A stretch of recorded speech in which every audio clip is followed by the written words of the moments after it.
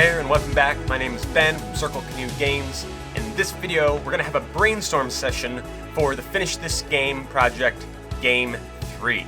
And just by way of review, Game 3 is a set collection sequencing card game that features a unique balancing mechanic where you have to have two columns of cards that equal the same total in order to progress and be able to play more cards. The cards look something like this. There's 36 of them. They all fit on a single sheet of paper, and remember that you can download the free print and play and the rules, so you can instantly download this, cut it out in like 2 minutes, and be playing this game. And the whole goal of this Finish This Game project is for you to level up your game design skills so that you can get a really easy starting place and figure out some ways to make it your own so you can actually finish a game, so you can learn more what it's like, get practice finishing games so that you can continue doing that and gain momentum in your game design process. So this video is all about a brainstorm. And when I brainstorm, I like to talk about 4 areas that are kind of critical to a game. So there's theme, mechanics, rules, and score conditions. And we'll be talking through each one of those as their own category. And remember, this is just my own brainstorm. I recommend that you have your own brainstorm, that you be writing down some ideas. And the big idea here is, how do you take this skeleton of a game that I took you that is playable, but needs help, right? It needs probably more fun injected. It needs more uniqueness, certainly more theme and things like that. It needs your touch to be complete.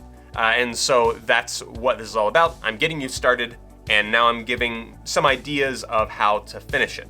And real quick, before we jump into these 4 categories, remember, the most important questions you have to answer before you really do any of this is to say, what kind of game do I want to make, right? Do I want this to be slow, fast, short, strategy, luck, all those types of questions? And the other question is, who is it for, right? Is this for families? Is it for more aimed at kids? Is it for gamers? If they're more gamers, then what sorts of games do they like? Is this Euro style? Is this war game? You know, again, you should try to define those 2 parameters, because if you really decide this is the game I want and these are the people that are most likely to play it or that I want playing it, then you're going to make all your decisions later a little bit easier, because you know whether or not something is making it heavier or more difficult, or whether it's making it lighter and more luck-based. Depending on how you answer those questions, that will be a good or bad answer, so you need to make changes accordingly. And remember, we're not necessarily thinking about how this is going to look on the shelf of a store or on Amazon right now. Right now, we're thinking about, what game do your friends and family want to play? What game do you want to play? And you can tailor it around that. So let's go ahead and jump right into theme. Theme was a big one, actually. Before I even started making this game at all, I kind of came up with a theme and then built the mechanics around it. So I'll include that as one of the suggestions.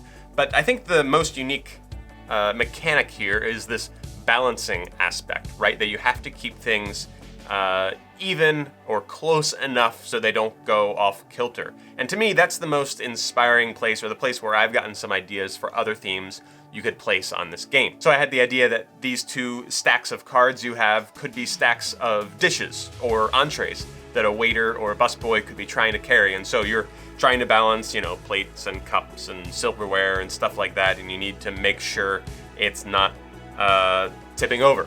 It could be a literal scale balancing, right? You could be a merchant, right, on some city street, and you're balancing out your money versus the products you're trying to sell or trade or something like that. And so you're trying to get these things to balance, but you want it to be in your favor a little bit or something like that. There would be a unique mechanic where you want it to be close but not perfect, actually. So that would be an interesting thing, that you're literally balancing things. Something I thought of the other day was the classic book, The Cat in the Hat, right? There's a scene where the cat is balancing just a crazy assortment of items on his tail, on his hat, things like that. And so maybe there would be that theme or some similar idea where it's just an object balancing contest or something like that that could be funny. And I think what would be unique with that is you could include any object in the world that could be held, and include that for a bit of humor, a bit of fun. But the one that I was most inspired by is actually a juggling theme. That was my initial inspiration for this game, and in a future video I'm going to be showing you how I am working on this game, and it is in this direction.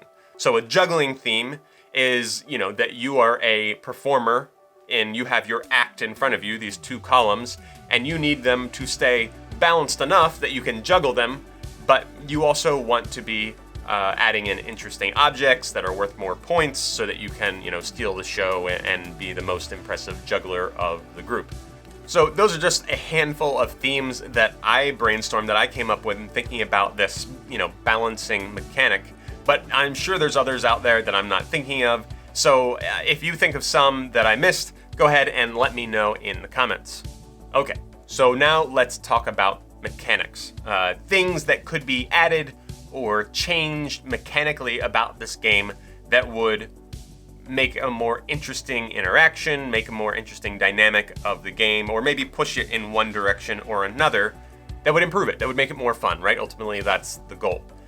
So number one on my list is that to move away from the central draw pile that everyone is drafting from and move to hands, right? So everyone gets a hand of, 3, 4 cards maybe, and you're playing from there and then drawing back up so you have some options. And what having a hand would do would be allow more planning, right? So you'd say, I know I have this card, and so I'll play this now. Next turn, I'll be able to play this card. And so you can kind of sequence your play with a little bit more strategy. I actually, when I was first figuring out this game, I had the hands, and that's how I played several prototypes of this game.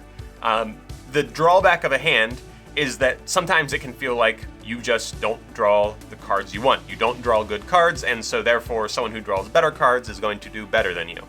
And so I opted for the open hand drafting so that at least you can see what everyone has. You have somewhat of an equal chance to get many of the cards, and so it felt more fair more easily. But I think the hidden information aspect of closed hands, the planning aspect, could be a benefit depending on what type of game you want to make. And in a similar way, you could opt for a combination of the two. You could do drafted hands. And so drafting hands, if you're familiar with a game like Sushi Go, everyone gets a hand of, let's say, 5 cards. You draw a card and then you pass the rest of that hand around and you get the person who drew before you. And so there is sort of a limited knowledge. You kind of know what's available. You also have to make use of just what's in front of you. And so that might be kind of a blending of both worlds that might be a good thing to try out. Another interesting thing that could be added to this game would be simultaneous action. This would be something that would have to happen either with the hands or the drafting hands. But what if instead of everyone taking turns and playing and adjusting their balancing act, that instead everyone revealed the card at the same time? And in doing so, you could assign a strategy to that play. Whether that means the highest value cards get points, or maybe the lowest value cards get some type of points in that scenario. Add some strategy to this decision making beyond just making your act good. You could say, well, I'm just going to take some points right now, even though I can't add a lot of points to my balancing scales in front of me.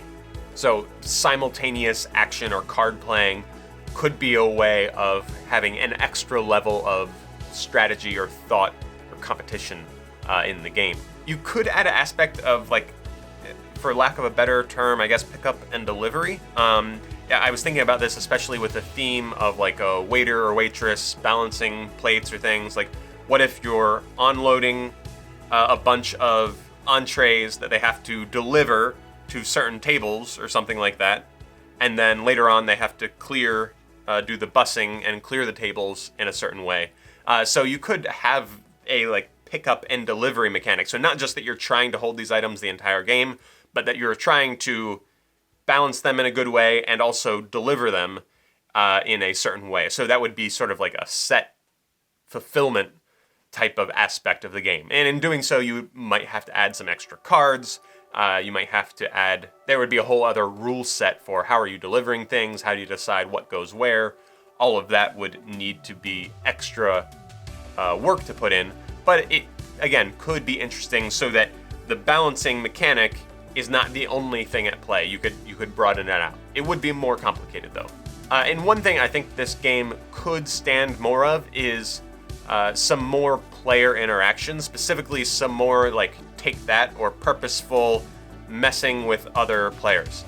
Built into the rules, I have some possibility of that, but since there's an advantage to playing as many cards as possible on your own balancing act, the prospect of instead choosing to hurt another player or something like that isn't as appealing. So I think, I'm not sure what mechanic this would be exactly, but adding things to the game that make it more rewarding to mess with other players or interact with other players might be a good thing to do. Again, that depends on the types of games you like, but that would be something that certainly could be done.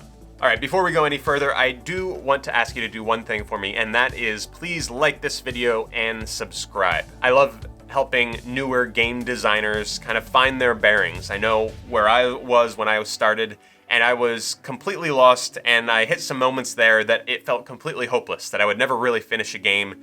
It took a lot more work than it should have to actually finish my first game, and I want to help other people get to that spot much faster.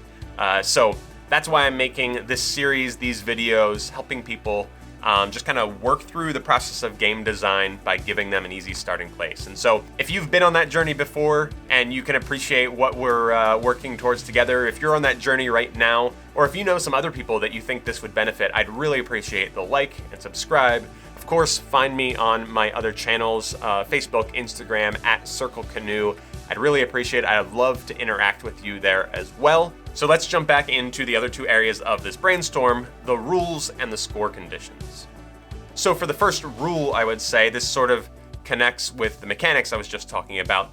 You could add rules that would create or reward more interaction, right? Rules that would say, when you play such and such a card, everyone else must do this. Or you could play a card or do something that would force other players to do something in some way. So add some purposeful interaction to the game that makes it feel more like this is a collaborative performance we're doing, if you will, or this is we're all in the same setting, not just each playing our own game separately.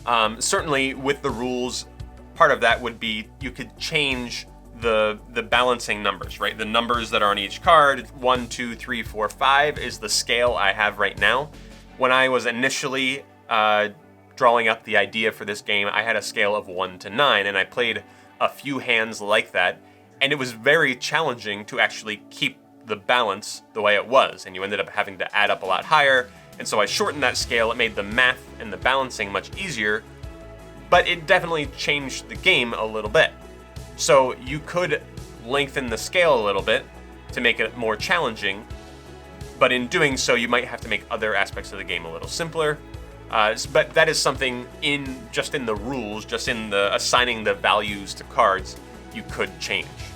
So I already talked about the idea of adding a mechanic of simultaneous action, right? Where everyone picks a card and plays it from their hand or something like that, and having there be a reward for, the highest, the lowest, whatever it will be card in those that are revealed. So that would be a mechanic. That would also be some rules. You could change that, how the game is right now, and just change some rules to make some simultaneous action happen. Also, on that same note, you could add an element where you are more actively drafting against other players. If you're familiar with the game King Domino, right, where you're each selecting an item, and then if you select a high value card, then you're going to be going last the next turn. If you select a low value card, you're going to be going first the next turn.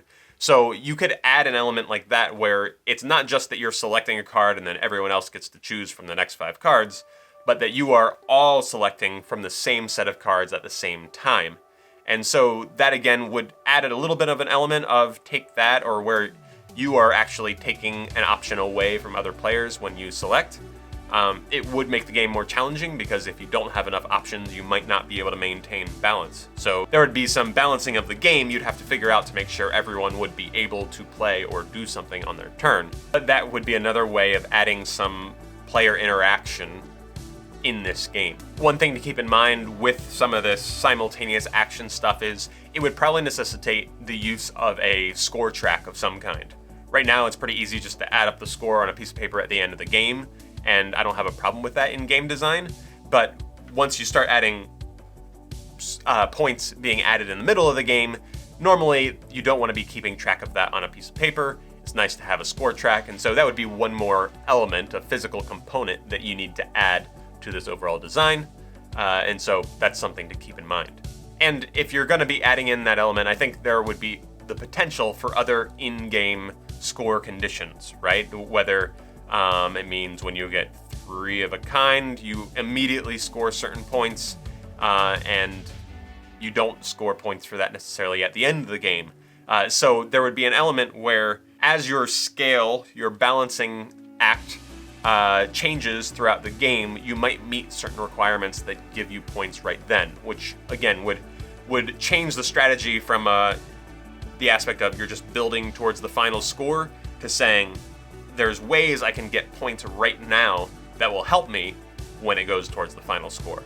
And that's an interesting dynamic to have, a now and later type of scoring mechanism. All right, so last we have the score conditions, right? How do we determine who wins, all of that. And there's really just a couple things. One is you can just change the values of the points you get for items and the bonuses or penalties that are associated. I think with the way I'm currently designing this game with the juggling theme, I played a game the other night and I realized that it really rewards the players that are collecting a sequence of items. And it might be a little overpowered. And so if I'm going to change that, I need to rearrange some of the points with the other stuff. And so you get to decide what is it that you want to reward. Do you want to reward players who are able to get as many high value points as possible? Or do you want to reward players who are able to get specific sequences or combinations of lower value cards? And should those be roughly equal to each other? Or do you want one to be more powerful than the other?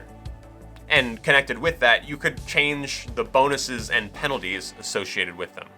There are other ways of scoring sets and sequences in all kinds of different games. One that I would think of would be one I've been playing a lot with my kids, and that is Trash Pandas, where each category of item you're collecting, there are points for the most, the second most, and the third most. Or Sushi Go has a similar mechanic for some of the items, so you could certainly add in an aspect of that. Sushi Go also has an example that the player with the least of something loses points. So even if it's not really that advantageous for you, or you don't think you're going to get the most, you don't want the least, which is another interesting way to go. All that to say, I think there's a lot more room for being inventive with how you score points, right? Because I think we've created it so far, the skeleton of the game is relatively easy to keep your cards in balance. That's just a small limitation. So really the focus of the game is how do you get these things in balance, also in the right sequence, and that's where the challenge is.